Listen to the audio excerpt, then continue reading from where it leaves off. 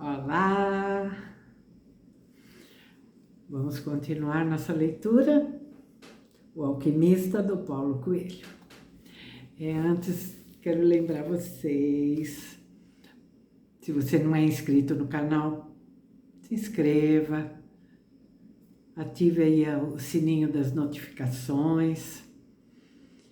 E se você já é inscrito e gosta das leituras, acompanha, não esquece de dar o seu like, se possível comentar e, muito importante, compartilhar com as pessoas, tá bom? É importante para o canal poder crescer, assim o YouTube começa a sugerir mais os nossos vídeos para as pessoas e, enfim, vai chegar em quem realmente precisa, né, dessas leituras, porque não tem condições de ler por si, ou de adquirir um livro, ou porque tem dificuldade de visão, pela idade, seja o que for, né? Seja qual for o motivo, tá bom? Vamos trabalhar junto nesse sentido? Tá bom? Conto com vocês, tá? Bom, parte 12. O cameleiro estava sentado aos pés de uma tamareira, também olhando o pôr do sol. Viu quando o rapaz surgiu por trás de uma das dunas. Um exército se aproxima, disse. Tive uma visão. O deserto enche de visões o coração de um homem, respondeu o cameleiro. Mas o rapaz lhe contou dos gaviões. Estava olhando seu voo quando tinha mergulhado de repente na alma do mundo. O cameleiro ficou quieto. Entendia o que o rapaz estava falando. Sabia que qualquer coisa na face da terra pode contar a história de todas as coisas. Se abrisse um livro em qualquer página, ou olhasse as mãos das pessoas, ou cartas de baralho, ou voo dos pássaros, ou seja lá o que fosse, qualquer pessoa iria encontrar um laço com a coisa que estava vivendo. Na verdade, não eram as coisas que mostravam nada, eram as pessoas que, olhando para as coisas, descobriam a maneira de penetrar na alma do mundo. O deserto estava cheio de homens que ganhavam a vida porque podiam penetrar com facilidade na alma do mundo. Eram conhecidos por adivinhos e temidos por mulheres e velhos. Os guerreiros raramente os consultavam, porque era impossível entrar numa batalha sabendo quando se vai morrer. Os guerreiros preferiam o sabor da luta e a emoção do desconhecido. O futuro havia sido escrito por Alá, e o que quer que ele tivesse escrito era sempre para o bem do homem. Então, os guerreiros viviam apenas o presente, porque o presente era cheio de surpresas e eles tinham que prestar atenção em muitas coisas. Onde estava a espada do inimigo? Onde estava seu cavalo? Qual o próximo golpe que devia desferir para salvar a vida? O cameleiro não era guerreiro e já havia consultado alguns adivinhos. Muitos disseram coisas certas, outros disseram coisas erradas. Até que um deles, o mais velho e o mais temido, perguntou por que o cameleiro estava tão interessado em saber o futuro. Para que possa fazer as coisas, respondeu o cameleiro, e mudar o que não gostaria que acontecesse. Então deixará de ser seu futuro, argumentou o adivinho. Talvez então eu queira saber o futuro para me preparar para as coisas que virão. Se forem coisas boas, será uma agradável surpresa, disse o adivinho. Se forem coisas ruins, você estará sofrendo muito antes de elas acontecerem. Quero saber o futuro porque sou um homem, retrucou o cameleiro para o adivinho, e os homens vivem em função de seu futuro. O adivinho ficou quieto por algum tempo.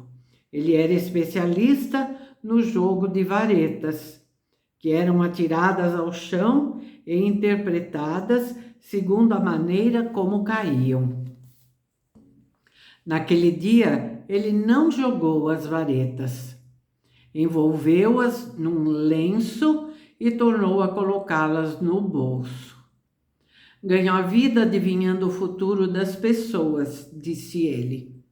Conheço a ciência das varetas e sei como utilizá-la para penetrar nesse espaço em que tudo está escrito. Ali posso ler o passado, descobrir o que já foi esquecido e entender os sinais do presente. Quando as pessoas me consultam, eu não estou lendo o futuro, estou adivinhando o futuro, porque o futuro pertence a Deus e Ele só o revela em circunstâncias extraordinárias. E como consigo adivinhar o futuro? Pelos sinais do presente. No presente é que está o segredo. Se você prestar atenção ao presente, poderá melhorá-lo. E se você melhorar o presente, o que acontecerá depois também será melhor. Esqueça o futuro e viva cada dia de sua vida nos ensinamentos da lei e na confiança de que Deus cuida dos seus filhos. Cada dia traz em si a eternidade. O cameleiro quis saber quais as circunstâncias em que Deus permitia ver o futuro. Quando Ele mesmo o mostra, e Deus mostra o futuro raramente e por uma única razão. É um futuro que foi escrito para ser mudado.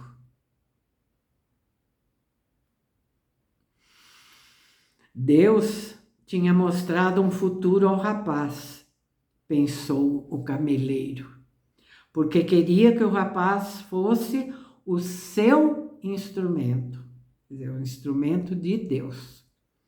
Vá falar com os chefes tribais, disse o cameleiro. Conte dos guerreiros que se aproximam. Eles vão rir de mim. São homens do deserto, e os homens do deserto estão acostumados com os sinais. Então já devem saber. Não estão preocupados com isso.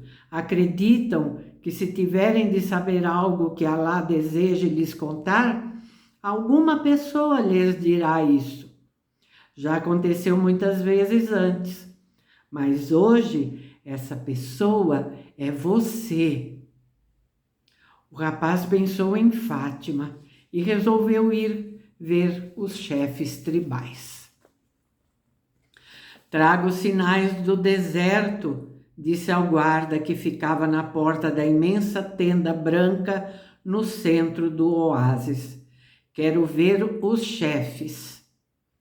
O guarda não disse nada. Entrou e demorou-se muito lá dentro.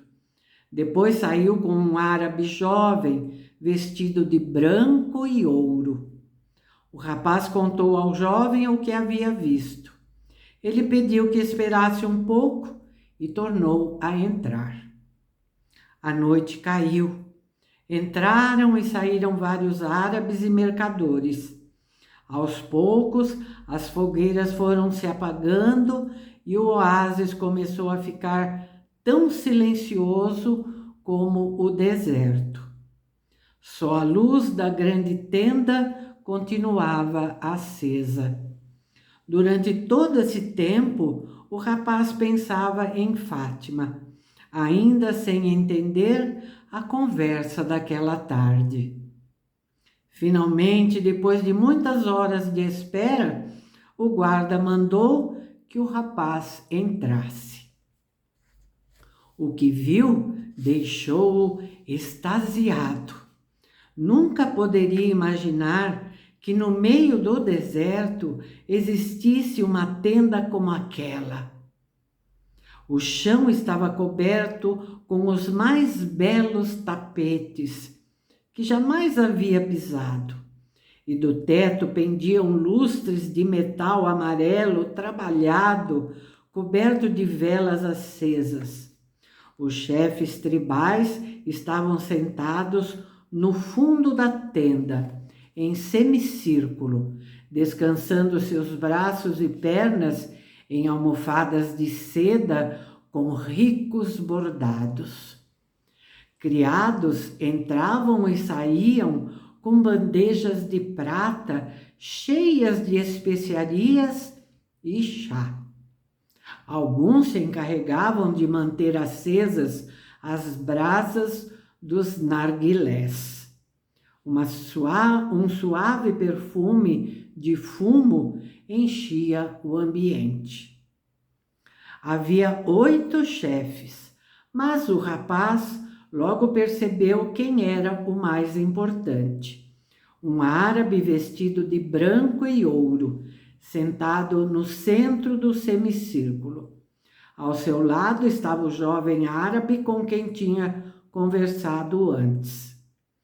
Quem é o estrangeiro que fala de sinais? Perguntou um dos chefes, olhando para ele. Sou eu, respondeu, e contou o que havia visto. E por que o deserto ia contar isso a um estranho, quando sabe que estamos há várias gerações aqui?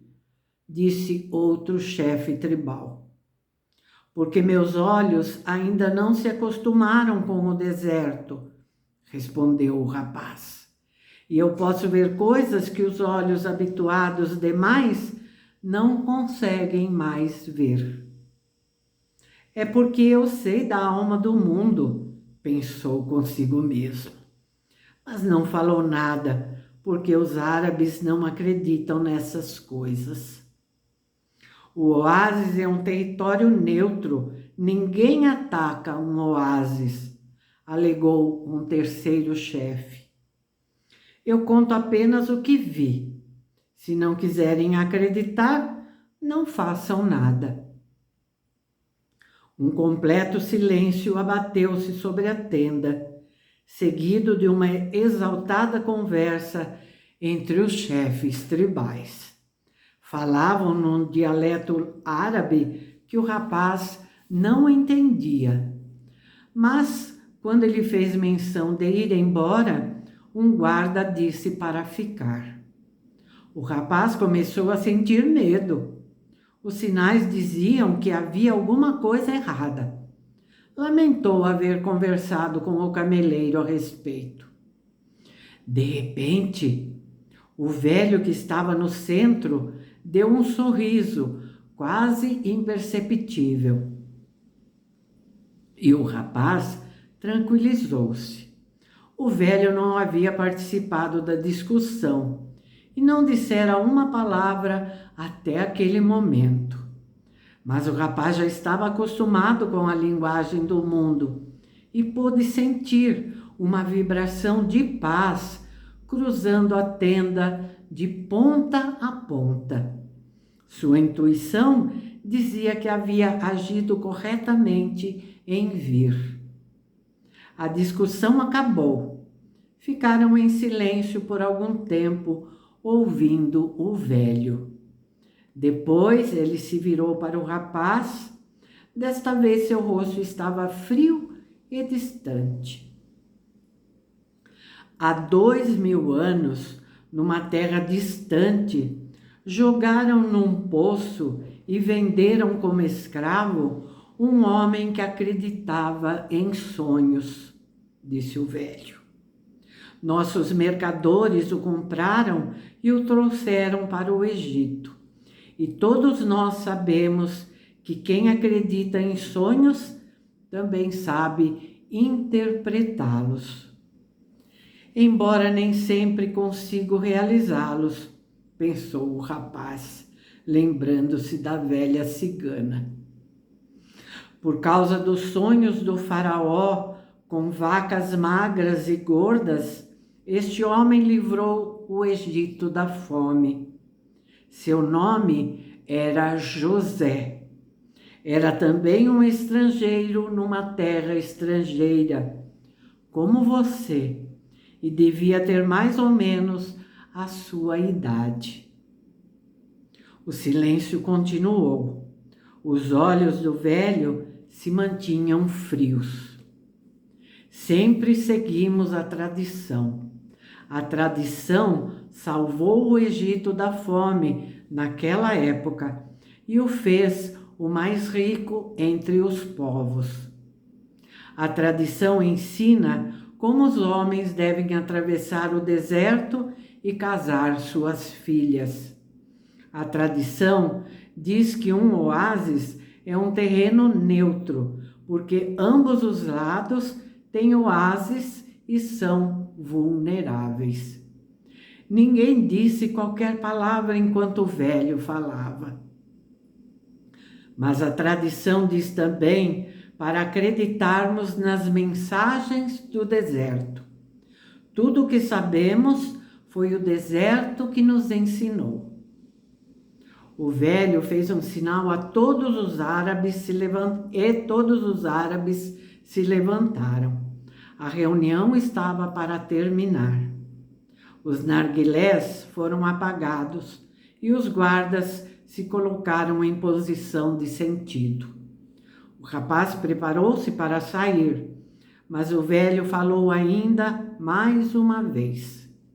Amanhã nós vamos romper um acordo que diz que ninguém no oásis pode portar armas.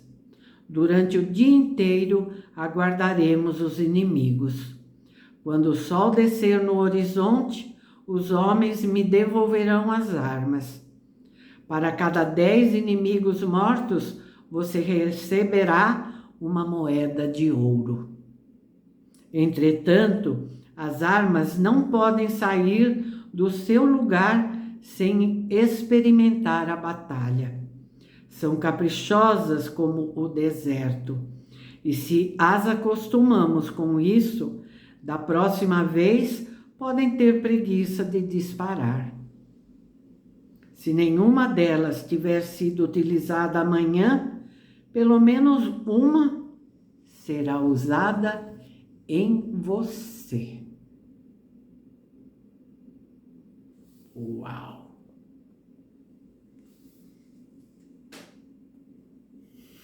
Vamos ver, não?